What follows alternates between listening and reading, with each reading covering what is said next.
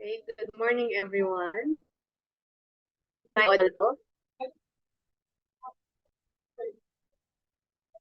Okay. Ayan. So magandang umaga po sa lahat. Welcome and good morning sa lahat po ng participants for today's preview session for the lecture series. Okay, ayan. So welcome po sa ating mga participants from BASI, our dear students from the Agricultural Bioscience Engineering, and also our participants from our partner universities, University and Central Philippines State. Today we will have another resource speaker from the Central Luzon State University, who is our Emmanuel M. Veracruz. So he will be joining us later.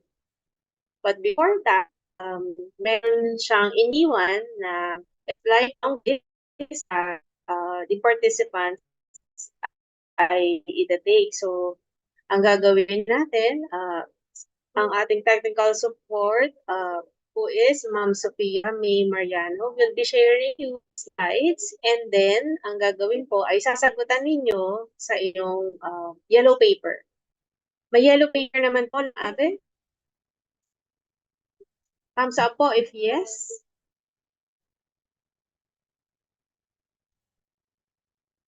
Recording in progress. Recording in Okay, so progress. meron naman. Okay, so as we go through the long quiz po ay gagamitin later ni Sir Emmanuel yung reviews on or the lectures. Okay, so please prepare now with your pen and paper. Okay, Ma'am Sophia, they prepared na. Okay. So please to start with the long quiz. You may display na po the next slide.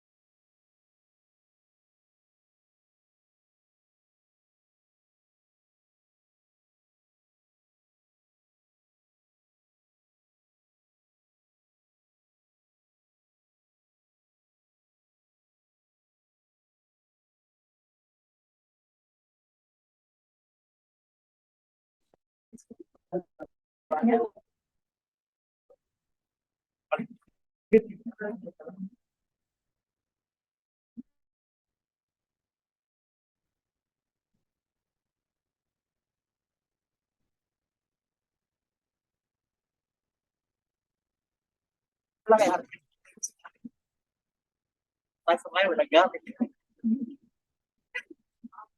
Design on the public is run for apartment and public.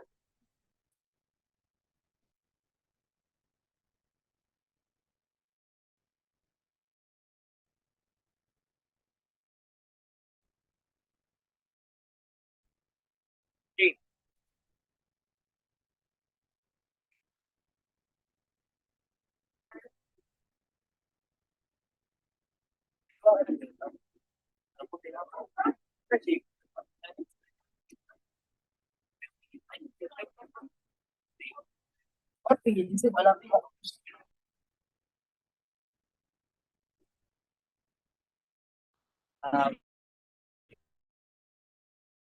Which of the following types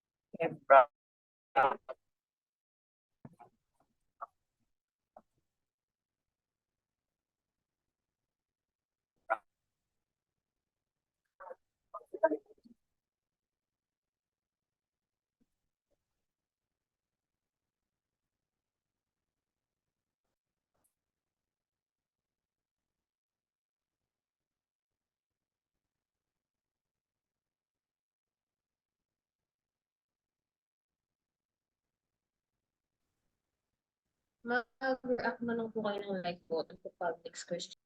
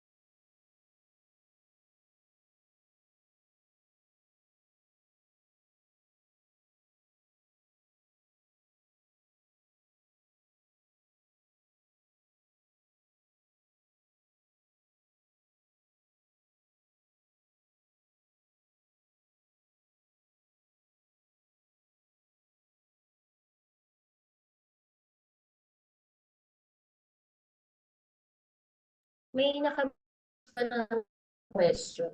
Paki-chat na lang sa chat box para mabalikan natin.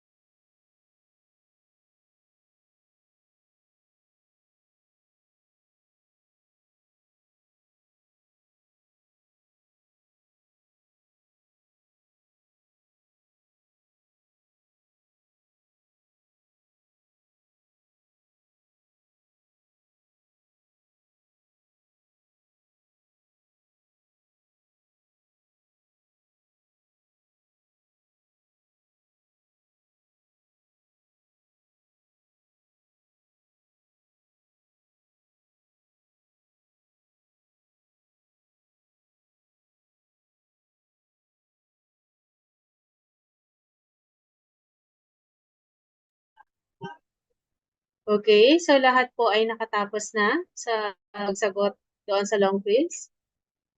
So we are just waiting for Dr. EM to join the Zoom meet.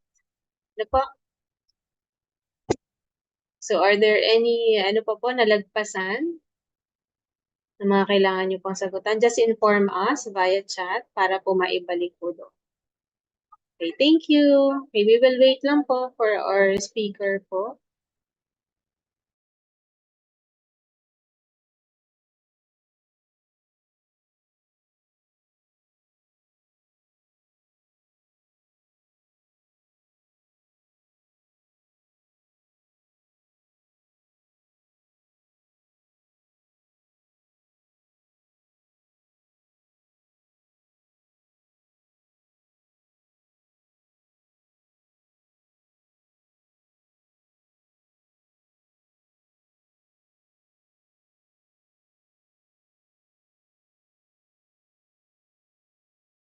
While waiting, we will play video presentation po of Basi, or if we have for Abe, technical committee or Ma'am Sophia, can we play it na po? Thank you.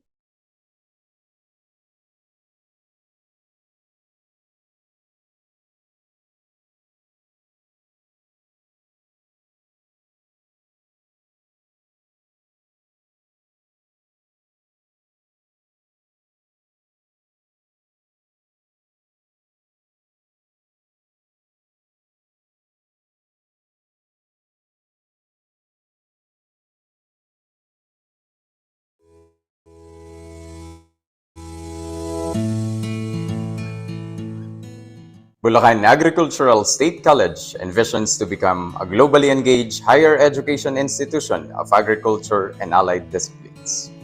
And its mission is to provide excellent instruction, conduct relevant research, and foster community engagement that produce highly competent graduates necessary for the development of the country. BASC has 3 campuses and 2 extension classes. The BASC main campus, established in Barangay Pinaod, San Ildefonso, Bulacan. The College of Agriculture, located in the nearby Barangay Poblacion, San Ildefonso, Bulacan. And the BASC DRT campus, located in Barangay Sapang Bulak, Doña Remedios Trinidad, Bulacan. The BASC BTVC campus, established in partnership with the Balagtas Technical Vocational School, located in Barangay Pulong Gubat, Balagtas, Bulacan. And the BASC FNAS campus, located in Barangay Guyong, Santa Maria, Bulacan, instituted as an extension campus with the Fortunato F. Halili National Agricultural School. To this day, Bulacan Agricultural State College remains the first and only state-run higher educational institution of agriculture in Bulacan. For the past 25 years of existence as a state college, it has become an educational anchor for the poor but deserving students in Bulacan and the whole Central Luzon region. It is one of the 55 out of 106 state universities and colleges in the country with Level 3 status based on CMO number 9 series of 2019 issued by the Commission on Higher Education. The Bulacan Agricultural State College continues to uphold its commitment to offer quality education to less privileged but deserving students. The institution remains steadfast in offering relevant and responsive curricular programs and the enhancement of the same, directed towards international standards, in improving the competencies of its faculty and staff and its facilities, in participating in knowledge production and dissemination, and in creating an academic space where students can experience life-balanced learning environment.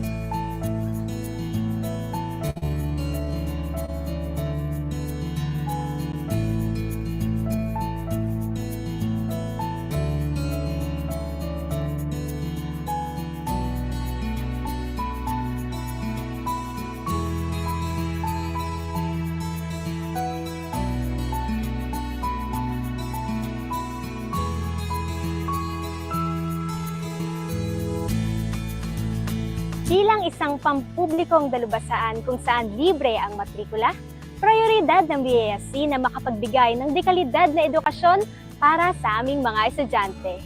Bilang sandata namin para sa maunlad na kinabukasan.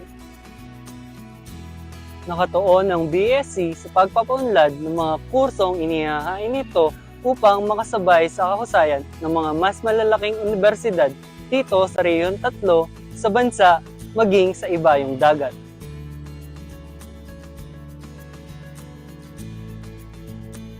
At the College of Agriculture, BASC offers Doctor of Philosophy in Agricultural Sciences, major in Animal Science, Horticulture, Master of Science in Agriculture, major in Animal Science, Horticulture, Agricultural Extension, Doctor of Veterinary Medicine, Bachelor of Science in Agriculture, major in Animal Science, Agricultural Extension and Communication, Crop Science with specialization in horticulture, agronomy.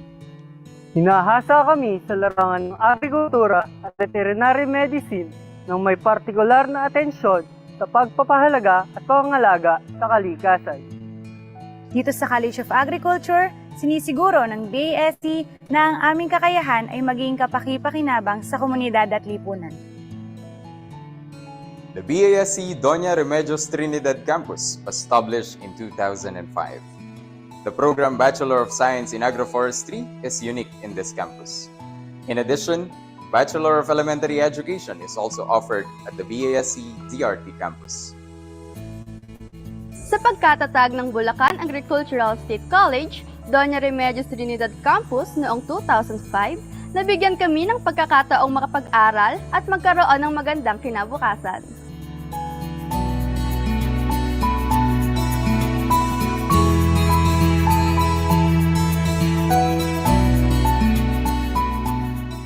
Upang maihanda sa oportunidad sa hinaharap, pinapanday dito sa BASC BTVC Campus ang aming kaalaman at kakayahan upang mas maging kapaki-pakinabang sa lipunan.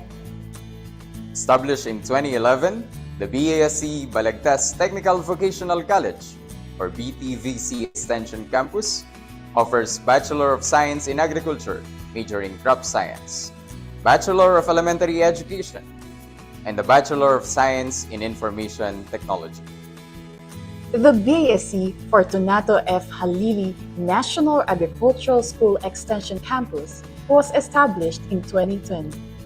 This campus offers Bachelor of Science in Agriculture, both crop science and animal science majors. Dito sa Bulacan Agricultural State College, ECNAS Campus, instrumento ang aming mga guro sa pagpanday ng aming kaalaman at kakayahan sa larangan ng agrikultura at iba pang kaugnay na larangan.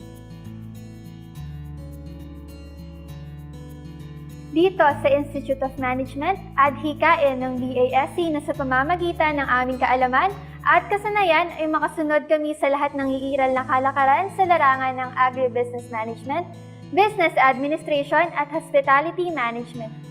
The BASC Institute of Management offers Bachelor of Science in Agribusiness Management, Bachelor of Science in Business Administration, and Bachelor of Science in Hospitality Management.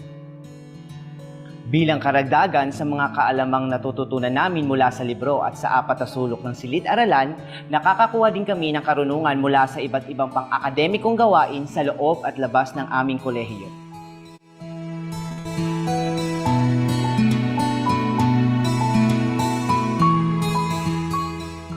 The Institute of Education offers Doctor of Philosophy in Educational Management, Master of Arts in Education, major in Mathematics, Science, Educational Management. For undergraduate programs, the Institute offers Bachelor of Secondary Education, major in Science, English, and Bachelor of Elementary Education. Bukod sa abot-kayang edukasyon na ibinibigay para sa lahat, dekalidad ang pagsasanay at paghahanda dito sa Bulacan Agricultural State College para sa magandang kinabukasan ng bawat estudyante. Dito sa BASC, ang paglinang sa aming kaalaman ay kaakibat ng adhikain ng dalubhasaan na magamit namin ang aming kahusayan sa pagpanday ng mga kaisipan. The Institute of Engineering and Applied Technology offers Bachelor of Science in Agricultural and Biosystems Engineering, Bachelor of Science in Geodetic Engineering, Bachelor of Science in Food Technology, and Bachelor of Science in Information Technology. Dito sa Institute of Engineering and Applied Technology, hinuhubog ang aming kakayahan sa larangan ng Agricultural and Biosystems Engineering, Geodetic Engineering, Information Technology, at Food Technology. The Institute of Arts and Sciences, over the years, has been instrumental in building strong foundation and general courses among the students. This school year 2022-2023, the Institute opened its pioneer program, Bachelor of Science in Development Communication. Sa pamamagitan ng Institute of Arts and Sciences, sinisikap ng BASC na mabigyan ng balanse at matatag na pundasyon ng karunungang pangangham at pansining ang mga estudyante. Habang hinahasa kami sa larangan ng siyensya, iminumulat sa amin ang kontribusyon nito sa pag-unlad ng lipunan at bansa. Kaakibat ang layuning mapanaig sa ating lipunan ang paggalang sa karapatang pantao ng bawat mamamayan. BASC takes pride in being ISO 9001-2015 accredited. All curricular offerings of BASC have been issued Certificate of Program Compliance by the Commission on Higher Education. Bilang isang alumni ng BASC, habang buhay kong tatanawin isang napakalaking utang na loob na ako ay nakapagtapos sa institusyong ito. Malaking impluensya ang mga kaisipan at pagpapahalagang naitimo sa akin ng Bulacan Agricultural State College.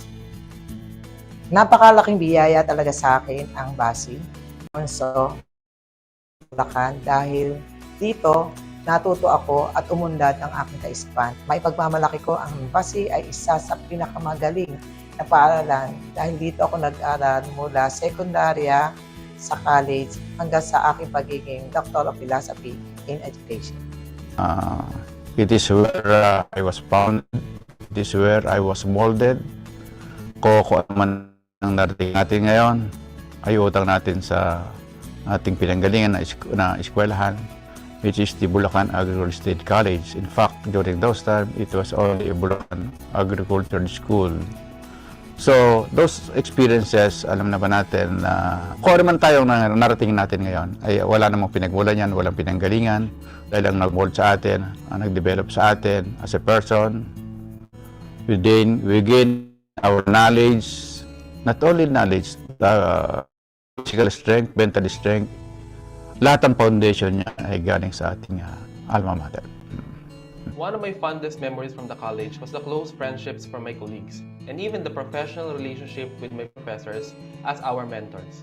Certainly, this yields towards achieving academic milestones for us and enjoying moments of personal growth and self-discovery. My studies in BASC always reminds and challenges me to explore new horizons towards professionalization.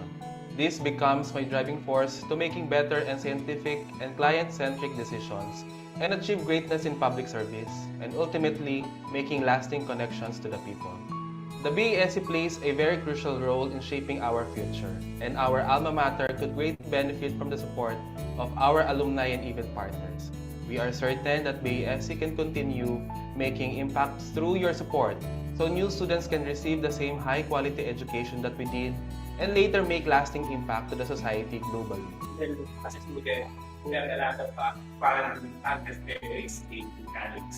We almost knew each other and one another who had a very good aspect in the class, in the friend of other programs.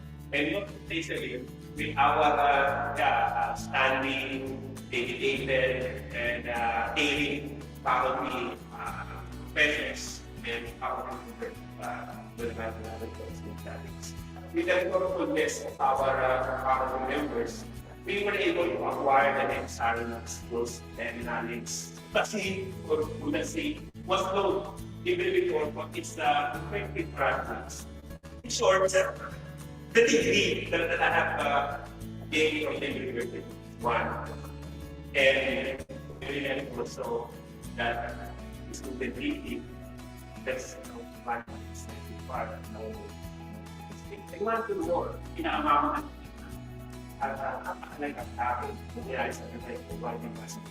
When I met my long-time partner within my Marina, there's also my classmate, Marina, and I would say that she's also successful. But Julia first, very competitive, but I'll begin with taking very and coming from a seat, it's very first interesting professor. It's a graduate of Bulacan National Technical School. BASC, soon to be full-fledged Bulacan State Agricultural University, lives by its maxim, shaping minds,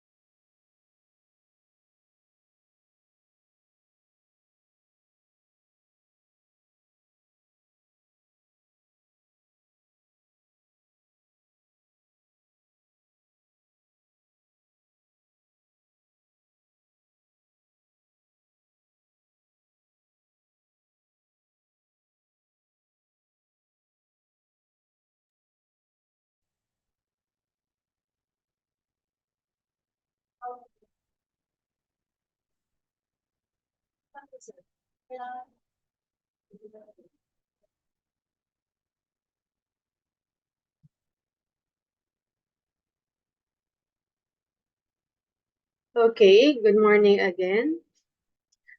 So, ayan, nakatapos na tayo doon sa long quiz ninyo. And now we are ready for the main event of this lecture series, Home Board Review. So, our speaker for today is an expert in aquaculture engineering, and he is from Central Luzon State University. He is the current dean of the College of Fisheries, and he also served as a resource speaker in numerous conferences. Wait lang, medyo nag-ano yung numerous conferences, and serve as evaluator in different conferences, symposia, and R&D projects review. He is also a reviewer of 28 articles in refereed journals, and he also have a registered patent or utility models. Meron din siyang numerous publications in different ISI or refereed journals. And he is also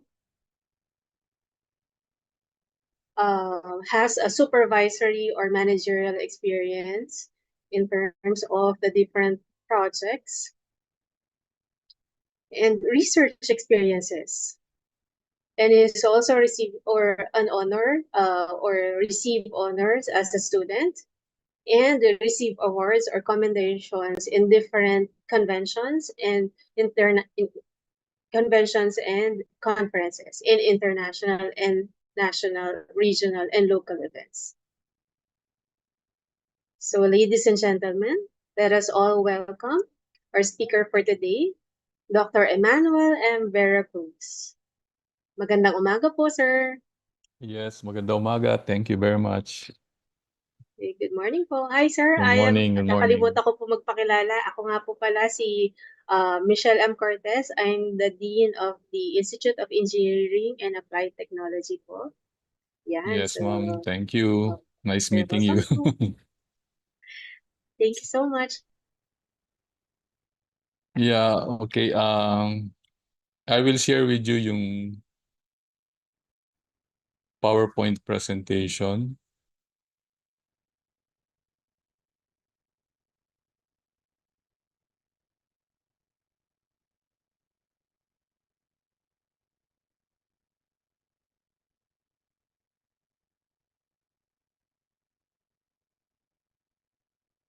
Okay, we can start. So I sent the first 50 questions and then you have answered them. And I will give you the correct answers for each and then discuss the answer. Okay, the first question is, sorry, I will.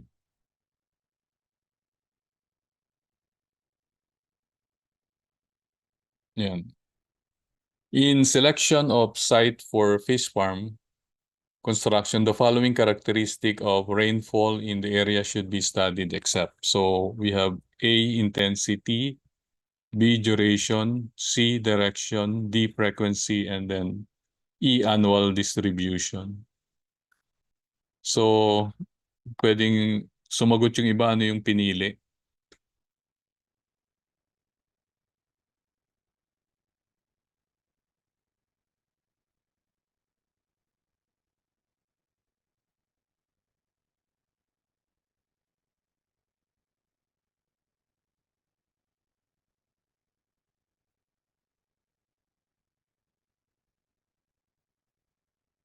Ah, tingnan natin. Pwedeng ilagay, so meron naglagay letter C, letter C, letter C.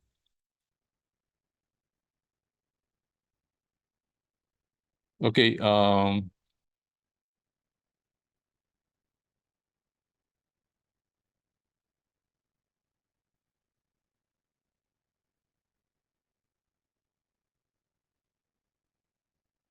the correct answer is direction because most of them, intensity, duration, frequency, and annual distribution are related to the possible occurrence of flooding.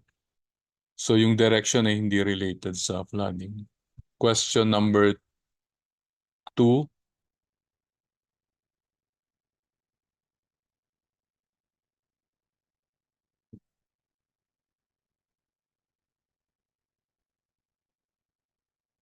In the design of the fish farm, the size of pond compartment depends on the following.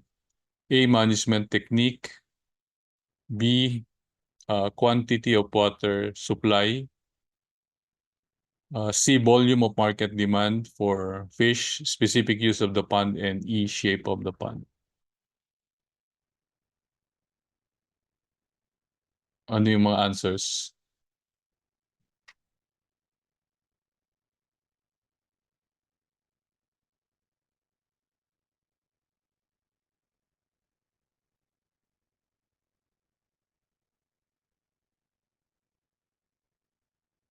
Wala pa nagsasagot ah. So letter, may nag-A, may nag-C, may nag-E. So iba-iba. So the right answer here is shape of the pond. So management technique refers to the intensity of production. As we intensify production, we recommend to decrease the size of each pond because we have higher stocking density as we intensify the production system. Now, in the case of the availability of water, the smaller the amount of water available, the smaller the size of pond to be constructed. In terms of market demand, so as much as possible, the total harvest should be proportion to the market demand. So if we have lesser market demand, we suggest to have smaller size of each unit of pond. Now, in the case of the purpose of the pond, if we have nursery and breeding ponds, they are usually smaller than grow-out ponds. Grow-out ponds are the largest size of unit in the area. Now, generally, the size of the pond is not influenced by the shape of the pond. Question number 3, which of the following types of aerator utilize the air-to-water contact to transfer oxygen from the air in the atmosphere to the water body? They are constructed in a hub with attached paddles and are usually powered by a tractor, power take-up, a gas engine, and an electric motor. So we have A, surface aerator, diffuser aerator, turbine aerator, and then gravity aerator. May I know the answer? So we have A. What else? A. Dalawa lang sumagot. So the correct answer here is turbine aerator. Turbine aerator is basically a submerged propeller. Rather than injecting air into the water, it is simply a device that increases circulation in the pond or tank, which results in greater surface aeration, also known as paddle wheel aerator. So this is the surface aerator. We have gravity aerator. We have also the diffuser aerator as shown here. Now the turbine aerator is this one. So we have the paddle wheel and then the motor. So the paddle wheel will raise the water and increase the surface area by forming small particles. By increasing the surface area, we increase the contact between the water and the atmosphere. And in that case, we will have higher diffusion of atmospheric oxygen, and then later on becomes dissolved oxygen present in the water. So pag bumaba na yung tubig, yung tumaas siya tapos pag bumaba, meron na siyang dalang dissolved oxygen. So yung principle sa surface aerator, parang pareho rin sa gravity. But dito sa diffuser, iba. So ini-increase lang yung surface area actually. Number 4, in the design of brackish water pond farm, tidal characteristic is important in the following except.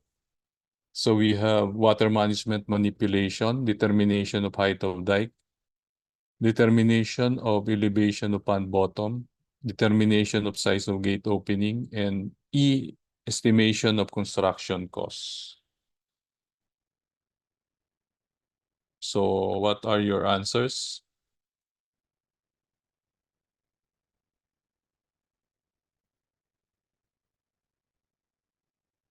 Letter E. What else? Wala na ba? Letter D, letter A. A, dalawa na yung A. Okay, so the correct answer here is letter, dalawa na rin yung E. The correct answer here is letter A, water management manipulation. All of them are actually related to tidal fluctuation, but in the case of water management manipulation, it is not on the aspect of the design, but on the operation of the farm. So the other 4 are related to the design of the brackish water pond farm. So the height of the perimeter or road dike should be higher than the highest level of high tide in the area. The elevation of the pond bottom should be a little bit higher than the elevation of ordinary low tide in the area. The size of gate opening is governed by the duration of high tide and low tide, and also by the total area of the pond. the size of the gate opening, knowing the required time to fill up or drain the pond, uh, will be guided by the duration of the high tide and low tide. And in that case, you will know the amount or volume of water entering or leaving the pond per unit of time.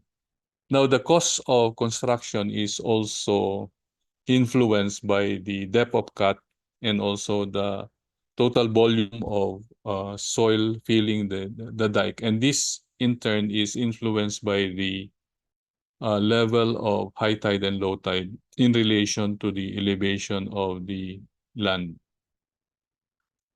Number 5, in the selection of site for fish farm construction, this criterion is more significant in brackish water areas than in freshwater areas.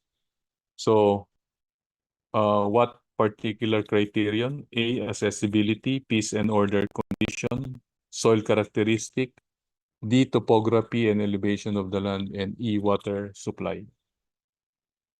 Answers? So D,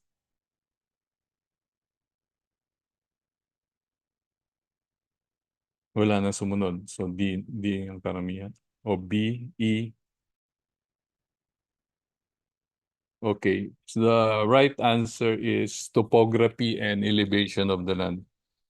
Now, as I mentioned a while ago, if we are selecting a site for construction into a brackish water farm, we should compare the elevation of the land with the tidal fluctuation in the area because this will influence yung time of filling, time of draining, amount of water entering the pond for a given period of time and other related activities.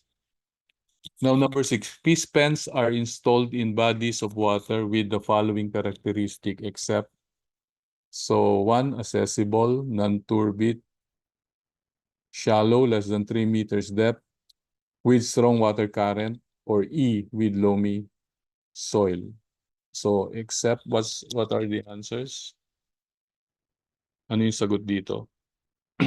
So B, D,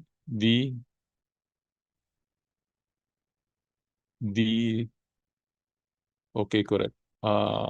Fish pens should not be installed in areas with strong water current as this will destroy the net and poles.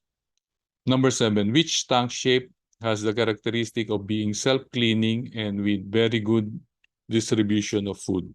A, circular, B, hexagonal, C, oval, D, rectangular, and E, square.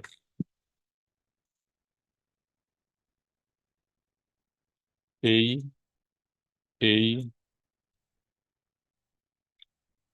So yes, correct. Circular tank because square and rectangular shaped tanks have dead corners, and in that case, waste materials and also fish usually concentrate at those dead corners. So in the case of circular tank, it is self-cleaning, but efficiency decreases as the size of the tank increases. Now, the food distribution is very good, and we can use auto feeder. The same is true with fish distribution. So in the case of rectangular tanks, we have dead areas, usually the corners. So we have 4 corners. And usually the direction of water is at different directions. So fish distribution is poor and cleaning efficiency is also poor. Which of the following types of pump is most commonly used in pond aquaculture? A, centrifugal pump, B, deep well pump, C, propeller pump, D, reciprocating pump, and E, rotating pump. Answers? So B, Ano pa? Wala na? A. Okay, the correct answer is centrifugal pump. So we have a table showing the different types of pumps, indicating the height of water lift, the distance from the suction to the discharge, and how is water force, and also the capacity in terms of volume of discharge. So we have centrifugal operating through centrifugal action. We have deep well turbine by the rotation of the propeller and rotating, relying on the lifting action of the propeller. And we have reciprocating displacing action of piston and plunger. So in terms of discharge, most of them have low discharge except for deep well and propeller rotating pump. Okay, number 9, this is computation. What is the bottom width of an earthen pond dike with top width of 2 meters, height of 1.5 meters, and side slope of 1.5:1? So A, 5 meters, B, 5.5, 6, 6.5, and then none of the above. So D, yung iba. B, merong B, may D. Okay. So the correct answer is 6.5, letter D. So we have the formula bottom width is equal to 2 times the quantity Z times H plus the top width. So if we are going to substitute the given, so the Z represents the horizontal component of the side slope.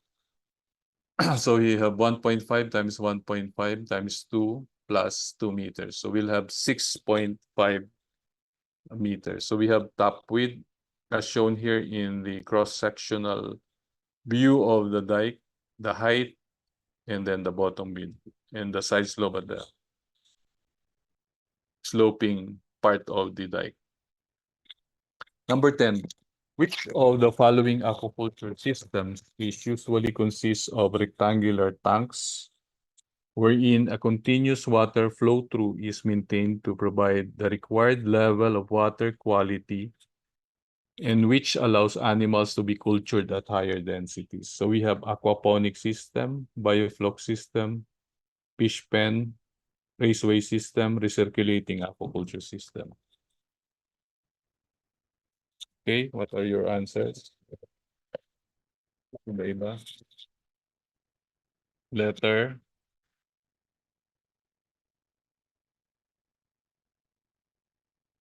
Letter D. May B, may E, may C. Okay, the correct answer is actually raceway system. So this is one example of a raceway system. So we have continuous flow of water. We have the feeder. And fish can be stuck here at very high stocking density as compared to fish ponds. So we have single pass raceway system. The simplest design is water will enter the culture unit and then to be discharged later on containing the waste materials. In some designs, they provide aeration systems to increase the dissolved oxygen concentration, and water before entering the culture unit will be pre-treated. The most advanced design is the one that includes a post-treatment of water prior to the discharge of the water. Now, we have also different designs. We have parallel raceway designs, so we can have several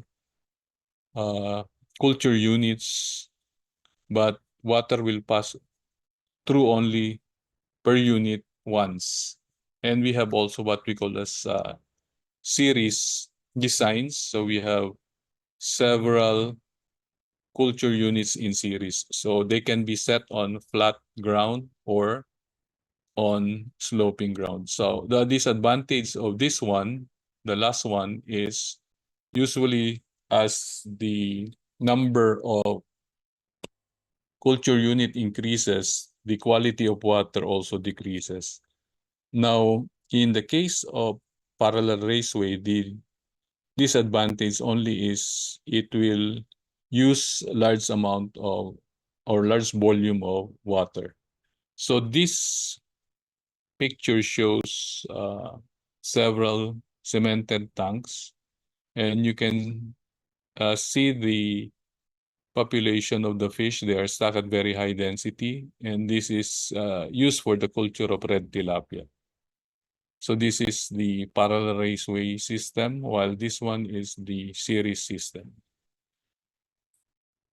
Number 11, which of the following aquaculture system is self-contained system that requires minimal water exchange due to internal recycling of water and use of biological and mechanical filter? A, aquaponic system. B, biofloc system. C, fish pen. D, raceway. And E, recirculating aquaculture system. So we have letter E, letter A, letter A. So tatlo ang nagsagot. Ang correct answer is letter E, recirculating aquaculture system. So this figure shows the recirculating aquaculture systems, and with different components. So we have the culture units, two circular tanks, and then they will pass through a mechanical filter, UV filter, copper strip, a carbon dioxide stripper, and then later on to a biofilter before returning the water to the culture unit. So this picture shows fiberglass tanks stacked with very high density of fish. They are located indoor, provided with artificial light and with continuous flow and discharge of water.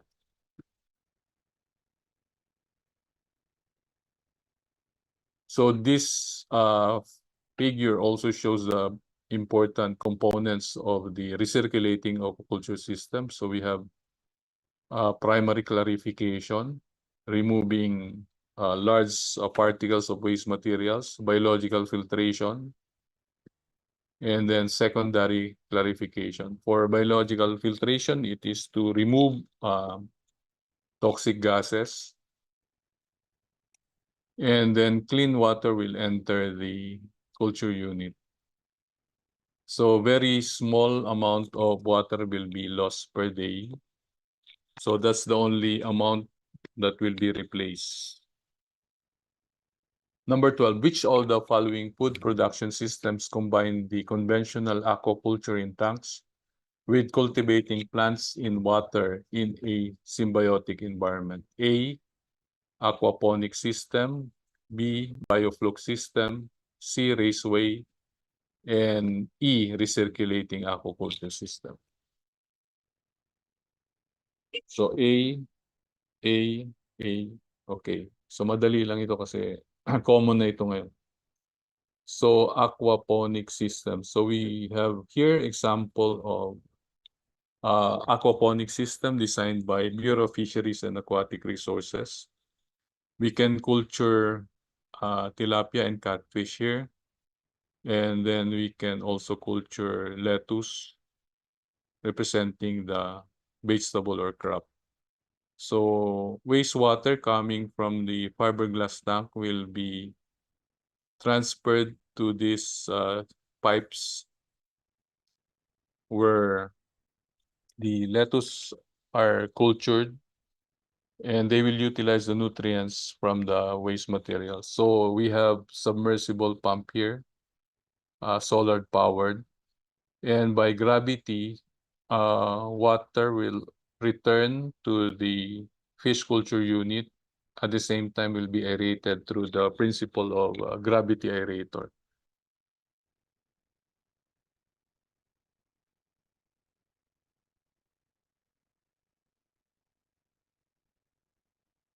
Uh, 13, what is the height of an earthen pond dike if the top width is 1.5 meters, bottom width of 6 meters, and side slope of 1.5:1? So A is 1, B 1.5, C 2, D 2.5, none of the above.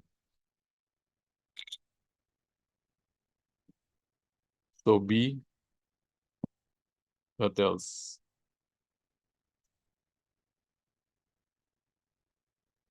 Isa lang ba sagot? B, B lang. So the correct answer is 1.5 meters. So we can use this formula. Bottom width minus top width divided by 2Z. So 6 minus 1.5, 4.5 divided by 3. So we'll have 1.5 meters.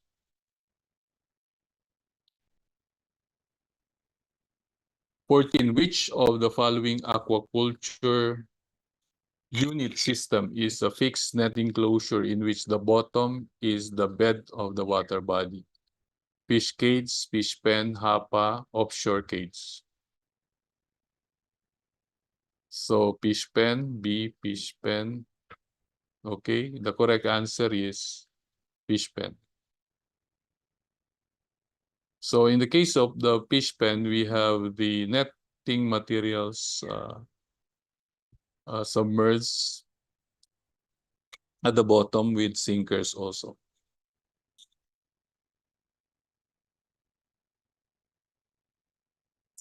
Number 15, what is the top width of an earthen pond dike if the bottom width is 10.5, height is 2.75, and side slope is 1.5:1?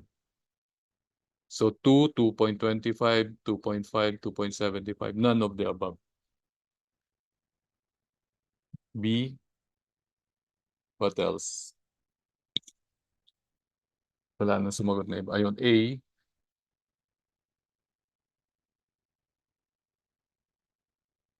So the correct answer is B, 2.25.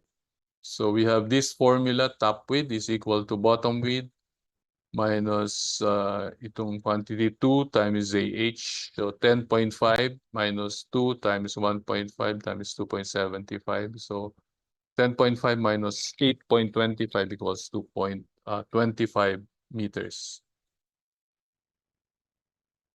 Question 16. Which of the following types of filter is used in recirculating aquaculture system that converts harmful ammonia into relatively harmless nitrates by way of the nitrogen cycle? Filters of this type contain media such as plastic balls, rings, or open profile biomedia that have massive surface areas for beneficial bacteria to adhere to and colonize. So we have biological filter, gas filter, mechanical filter, sun filter. Answers? A, A, A, A. Puro A ang sagot. Correct. So it is the biological filter. So in this system, the biological filter is located in here. So after the settling tank and physiological filter, the last one is this biological filter. So the biological filter gets rid of the toxic gases, particularly ammonia, and convert them into less toxic forms like nitrite and nitrate. So we have here the equation for the nitrification of ammonia to lesser toxic form. And this is being performed by beneficial bacteria, like for example, Nitrosomonas from NH4 to NO2 and NO2 to NO3 by Nitrobacter. Number 17, which of the following components of the cage holds the cage and all its components in a particular site in the system and is connected to the cage by the mooring system? Anchor, frames, poles, service system. B. What else? B. Wala na sumagot. B na lang. Okay? O A. So the correct answer is anchor system. So we have here the anchor system. It is connected to the cage bag by the mooring system. Aside from the mooring system, we have also the floating systems and service systems. Those are the main components of the cage design. Number 18. Which of the following types of aerator works in a similar manner to fountains, but they do not offer the same aesthetic appearance? It extracts water from the first 1 to 2 feet of the water body and utilize air-water contact to transfer oxygen. Instead of propelling water into the air, they disrupt the water at the water surface. 1. Diffusers aerator, gravity aerator, surface aerator, turbine aerator. So C, karamihan C. Kasi ando naman na yung sagot halos. So this is called the surface aerator. So we have different designs of surface aerators, but usually they agitate the surface area in order to increase the surface area of the water exposed to the atmosphere. So diffusion will be greater if we have greater area, surface area of the water in contact with the atmosphere. 19. Which of the following components of the cage hold the cage in a suitable position according to the desired direction and depth? Anchor system, mooring system, poles, service system.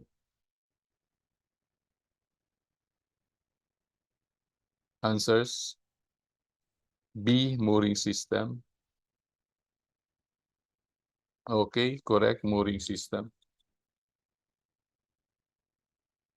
Number 20, which of the following aquaculture system is a technique of enhancing water quality in aquaculture through balancing carbon and nitrogen in the system? It uses aggregates of bacteria, algae, and protozoa held together in a matrix along with particulate organic matter for the purpose of improving water quality, waste treatment, and disease prevention in intensive aquaculture systems. So aquaponic system, bioflux system, integrated multi-tropic aquaculture, recirculating aquaculture system.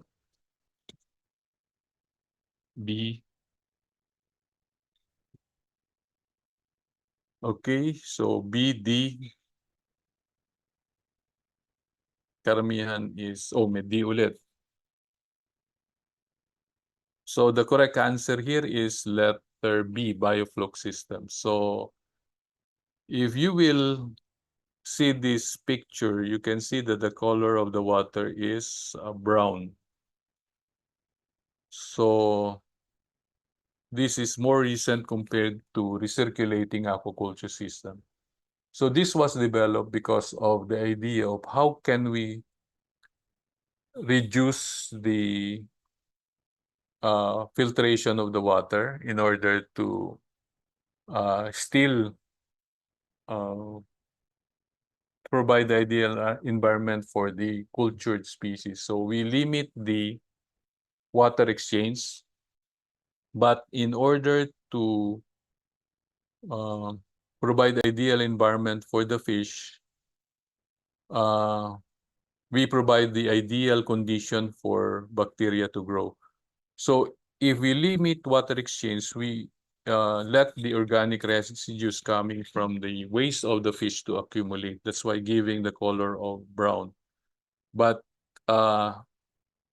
in the design of the bioflux system, we mix and aerate the pond. In this case, we can use paddle wheel aerators or other forms of aerators.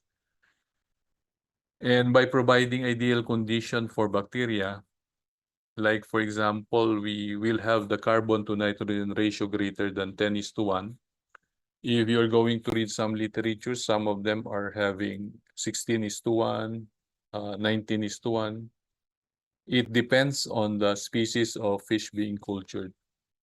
In this case, at this condition of the environment, we provide a condition ideal for beneficial bacteria like Nitrobacter and Nitrosomonas. And the bacteria will control the water quality, getting rid of toxic gases like ammonia. And the fish will also eat the bacteria, and the feeds is being recycled. Now we use Imhoff cone here in order to monitor the quality of water and to determine the amount of carbon to be added into the system. 21. What is the shading capacity of the greenhouse net recommended for use in the aquashade technology? So we have 20, 40, 60, 80%. Answers. So D, 80%.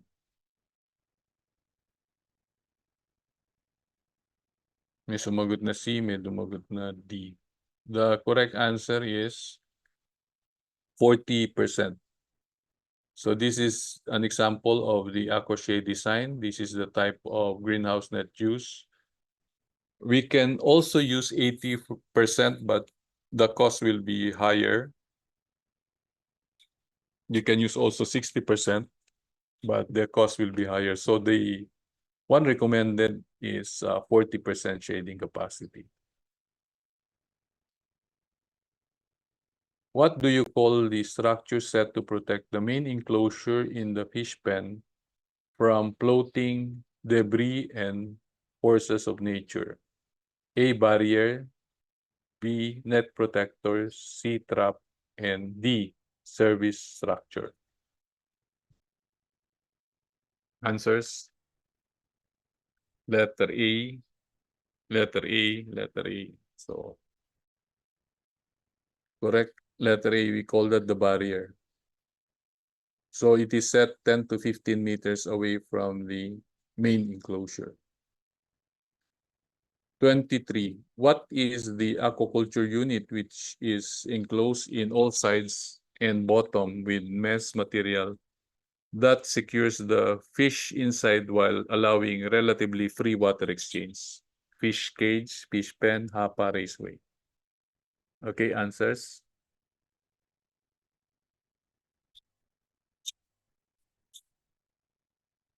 Letter A.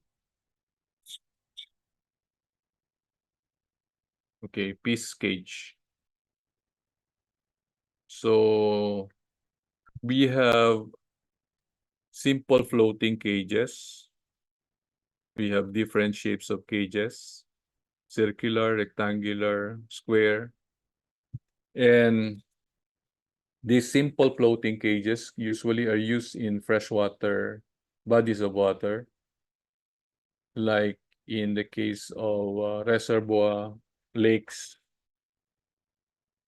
Laguna Lake, Taal Lake. We have Magat Dam Reservoir and others.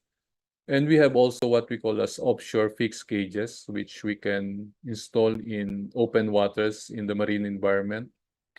And in the case of offshore fixed cages, we have different designs also. We have fixed cages, we have floating cages, submersible, and we have also submerged cages.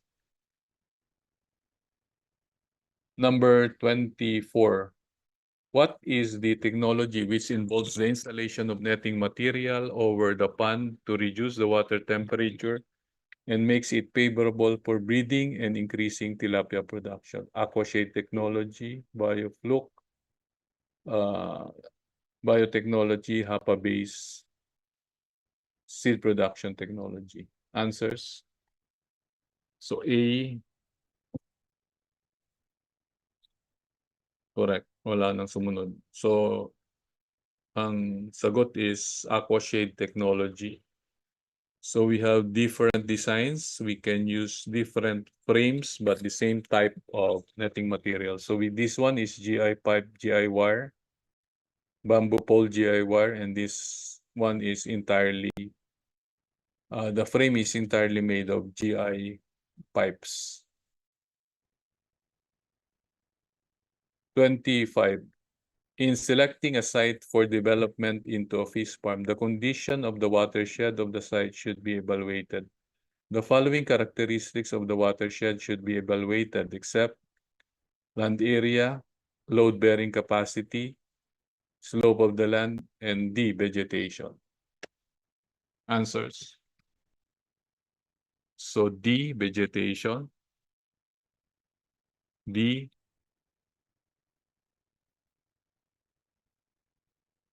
A, B,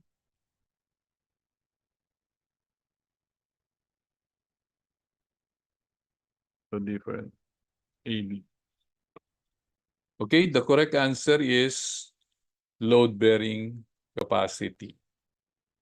Now, the watershed is important because it might influence the possible occurrence of flood in the fish farm to be developed, pond farm to be developed.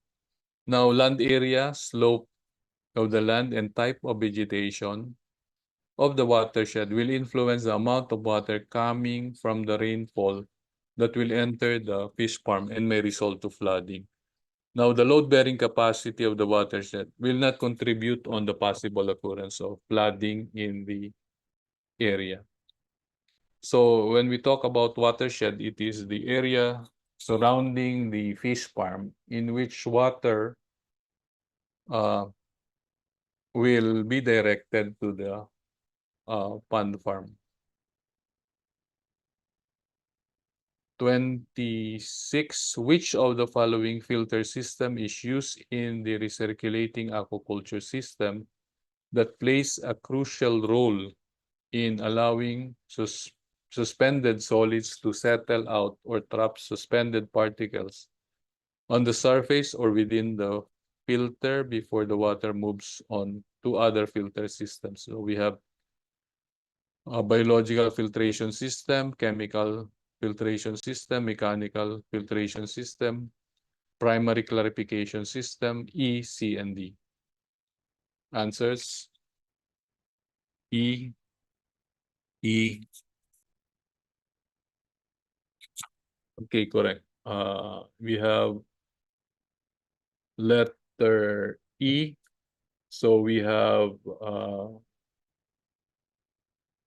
mechanical filtration and primary clarifier or clarification system. So in terms of the design, they may be different, but the purpose will be the same, to get rid of large particles incorporated into the water, usually coming from the fish waste. So this shows two different filtration system designs used in tank aquaculture. 27. What is the total volume of excavation of earthen material in two ponds measuring 20 meters by 25 meters each if the depth of excavation is 25 centimeters? So 125 cubic meter, 250, 12,500, 25,000 cubic meter, none of the above.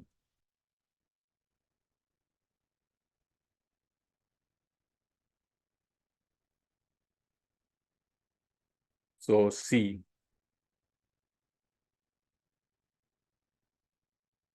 Di merong questions kanina, dapat C lang daw yung sagot doon sa previous.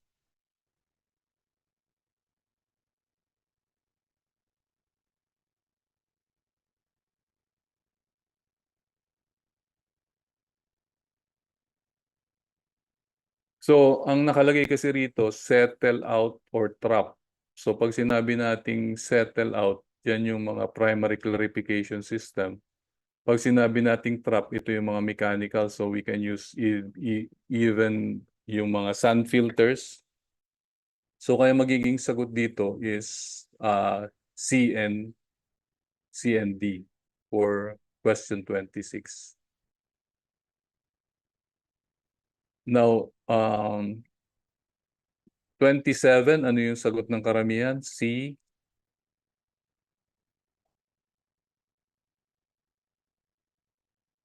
So karamihan C ang sagot sa 27. So ang sagot is letter B. So yung total volume of excavation is equal to area times depth. So 2 units, ito yung dimension of the pond, 20 by 25. Imumultiply natin ng depth na 0.25 meter. So 500 square meters times 2 times 0.25. So we'll have a total volume of 250 cubic meter. Now, in the case of the design of the pond farm, we need to compute the total volume of dike fill and total volume of excavation. So this amount of soil will be used to fill up this portion which corresponds to the dikes. So, yung portion na to ng dikes. So we need to actually compute yung dike fill saka yung excavation. Dito sa question na to, yung excavation lang yung tinanong. But if yung farm natin is composed of several pond units, kukumputin lahat yun. Dito sa sample natin, I gave only 2 pond units. But in actual situation, there will be several.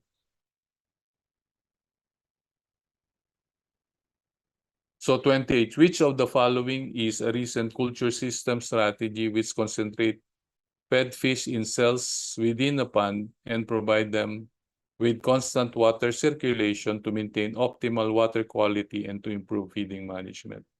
Bioflux system, culture system, cage culture system, in-pond raceway system, integrated multi-species aquaculture, and intensive culture system. Answers?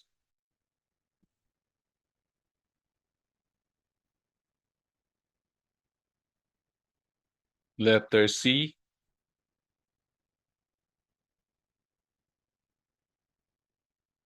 Ano pa? Letter C. So the correct answer is letter C. So we have the in-pond raceway system. So we will create cemented tanks inside a big pond, and we can stack the fish at higher stacking density. So these are examples of in-pond raceway system in Bangladesh. Right now they are being practiced, or this is being practiced, this culture system is being practiced in Bangladesh. But first, it was developed in the United States and then later on disseminated in other countries. Okay, 29. Nanobubbles are superior to all other scalable gas transfer method because they, one, A, continue to transfer gas to liquid until they collapse, remain stable in liquid until they interact with surfaces or contaminants, remain suspended and disperse to deliver gas throughout the liquid volume. D, A, B, and C, and E, B, and C. Okay, answers?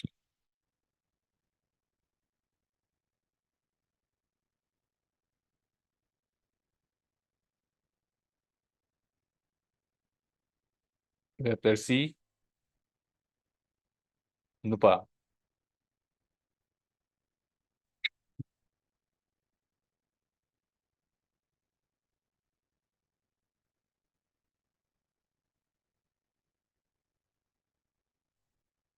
Letter E.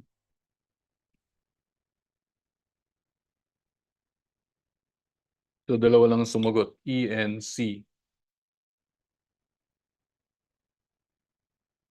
So the correct answer is letter D. So previously in the diffusion aerator system, they utilize microbubbles. But recently they are now using nano or ultra fine bubbles. So they have all those three characteristics. The following are the major components of the water parameter measuring monitoring instrument used in aquaculture except. So A, display, B, probe, C, relay, D, sensor, and E, transmitter. Letter B, probe. What else? Letter C, relay.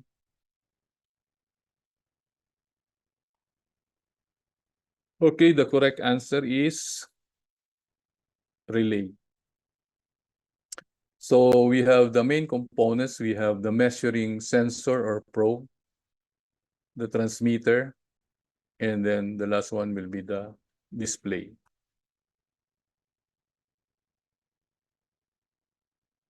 31. During the latter period of intensive culture system, total biomass of fish is increasing and oxygen depletion may occur during the nighttime. In this condition, what aeration method should be operated? Continuous, emergency, supplemental, D, B, and C. Answers?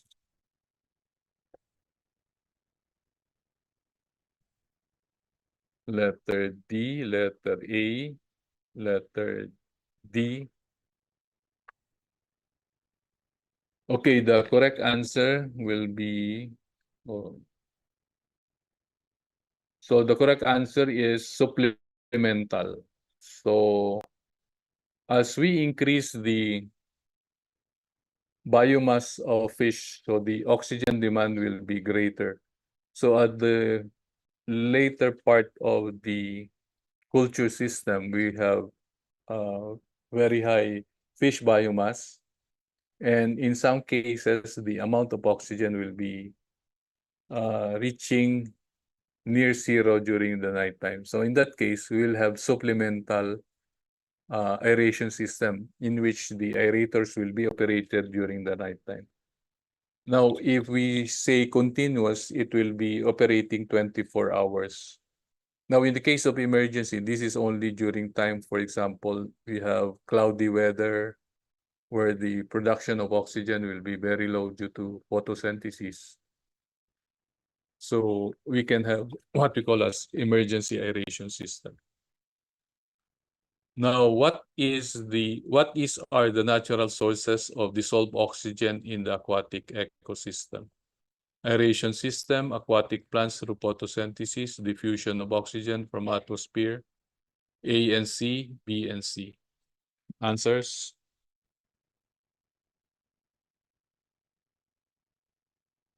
Letter E, letter E. So correct. Aquatic plants through photosynthesis and diffusion, but the amount of oxygen is usually higher due to photosynthesis compared to the amount of DO through diffusion. 23. What is the imaginary surface that defines the level to which water is in confined aquifer would rise if it completely bursts with well? Confined surface, isometric surface, water table, water surface. Answers? B, question mark. What else? D.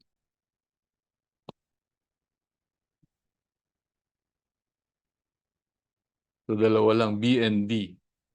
So the correct answer is isometric surface. So in the case of putting up a pumping station, so we need to build up wells. So wells can be shallow water table well, or it can be artesian well.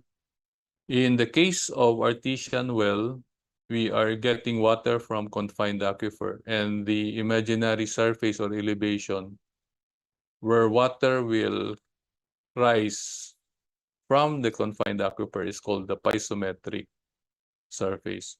In the case of unconfined aquifer, we are taking into consideration the water table.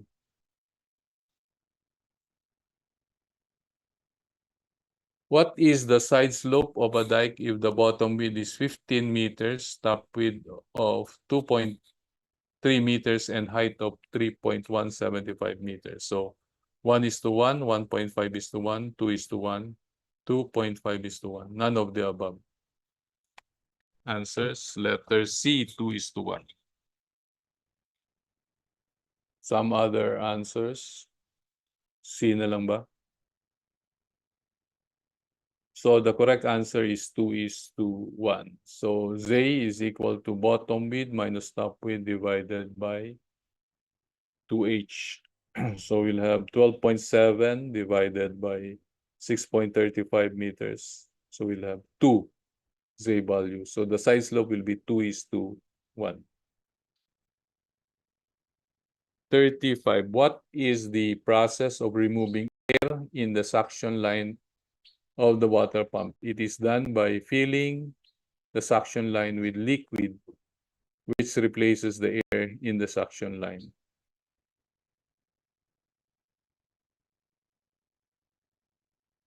Ay, pakibalik daw yung 34.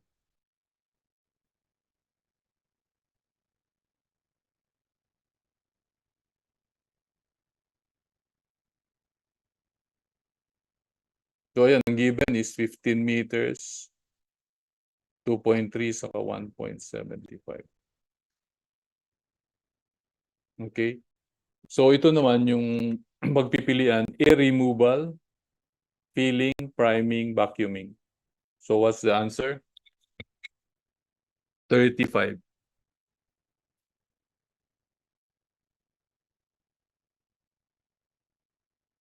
C or D?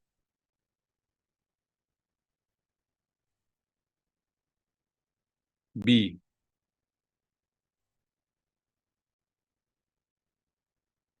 Okay, ang correct answer is C, priming.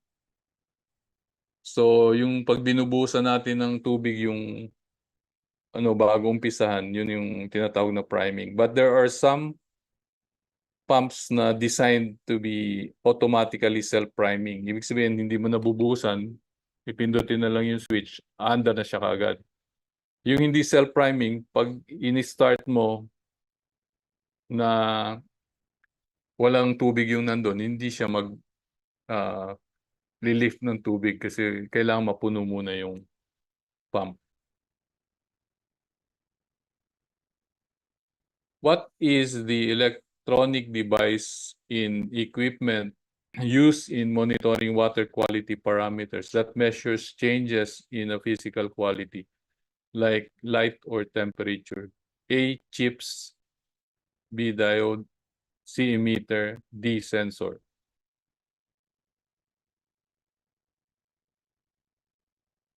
So ito yung ginagamit natin during monitoring of water quality parameters. So D,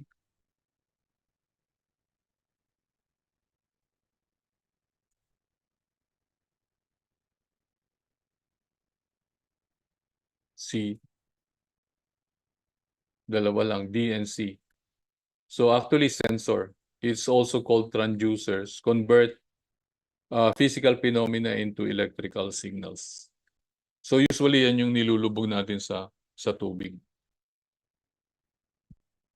What is considered the most desirable source of water for freshwater aquaculture? We have irrigation canal, rainfall and watershed, water impoundments, wells, or groundwater.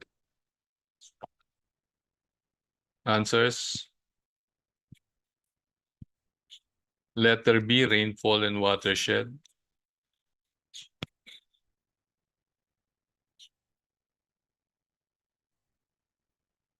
Wala na. Isa lang ang sumagot. O yung B din yung pangalawa.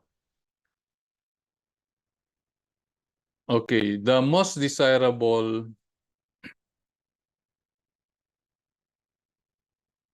source of water is groundwater because it will be free of toxic pollutants, not like in the case of irrigation. But the only disadvantage of groundwater is it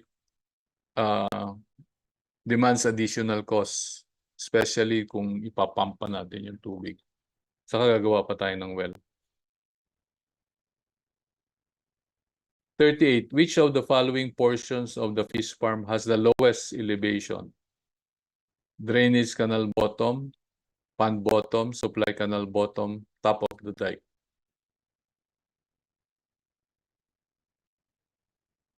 Answers? Letter B. Letter B.